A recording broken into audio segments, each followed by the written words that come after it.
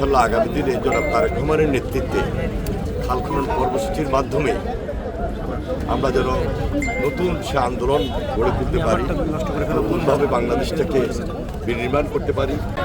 সব কিছু শেষে আজকে আমরা শপথ নিয়েছি, দায়িত্বভার গ্রহণ করেছি।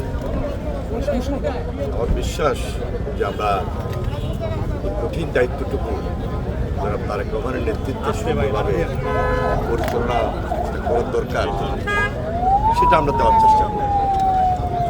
এবং আমার উপর অর্পিত যে দায়িত্ব, যে আমানত বা আমাদের উপর সব কিছু যেন সুন্দরভাবে করতে পারি, আমানতটা রক্ষা করতে পারি, শ্রদ্ধা সম্মান সেটির জায়গা থেকে। এটা জনগণের প্রত্যাশা অনেক কঠিন দায়িত্ব, গুরুত্বপূর্ণ দায়িত্ব। এই দায়িত্বটুকু যেন আমরা মনের মতো করে দেশপ্রেমিক সরকার যেভাবে করা দরকার, সব কিছুর ঊর্ধ্বে একটা দুর্নীতিমুক্ত প্রশাসন, দুর্নীতিমুক্ত অবস্থান থেকে এই কথাটা বলছি।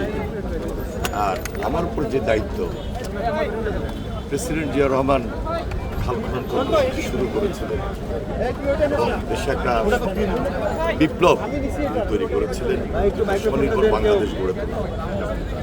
ইনশাল্লাহ আগামী দিনে জনাব তারেক রহমানের নেতৃত্বে খাল খনন কর্মসূচির মাধ্যমে আমরা যেন নতুন সে আন্দোলন গড়ে তুলতে পারি, নতুনভাবে বাংলাদেশটাকে বিনির্মাণ করতে পারি। সে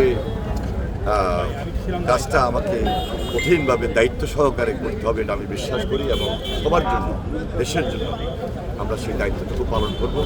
আপনারা সবাই ভালো থাকবেন।